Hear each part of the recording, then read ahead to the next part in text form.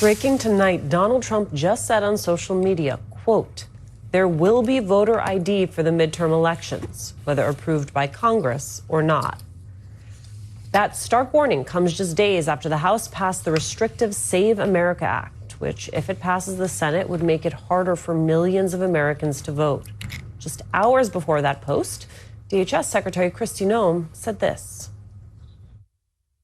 We've been proactive to make sure that we have the right people voting, electing the right leaders to lead this country. Here's the reality. What the founders set up is actually quite different from what the president is describing here.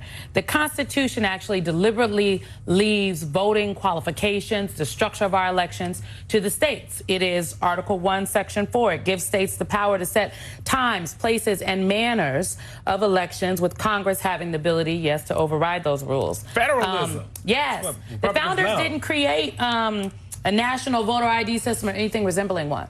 To be very clear, in this country, in more than 30 states, they do require some form of identification to go to the polls. The issue that I and many others, like the Brennan Center, have with the SAVE Act are things, this is from the Brennan Center on February 9th, are things like this. The SAVE Act would disenfranchise Americans of all ages and races, but younger voters and voters of color would suffer disproportionately.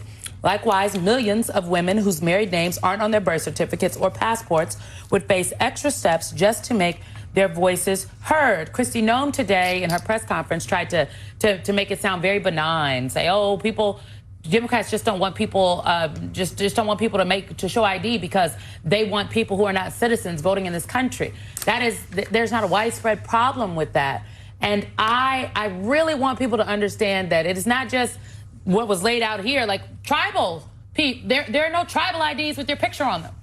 So, Simone, I think what you outlined reading that from the Brennan Center about how the impact, who would suffer, it appears that that's what this administration might want. When I hear, when Alicia hears, when people of color hear the right people, they want the right people to be voting, I have to ask the secretary, who are the right people? Because I imagine her idea of the right people voting in this country is not the same as what we had and maybe even what the founders had, because at the end, well, who they had was not us either.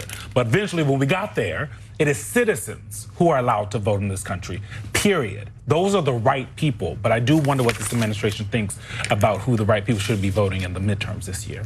I will also say, because this was a point, Simone, you'll recall, that was echoed earlier in this week on the show, is that we could have a conversation about what elections should look like in this country. I am a person who's a big proponent of same-day voter registration. The day when there is the most interest in voting, people should be able to get inside and be a part of the process. Those conversations would feel a lot different without a presidential administration that was talking about nationalizing elections, that was trying to rework maps in real time, and that was not willing to say no, absolutely, to the possibility of federal agents showing up at election sites. So it feels like this conversation is happening in that shadow.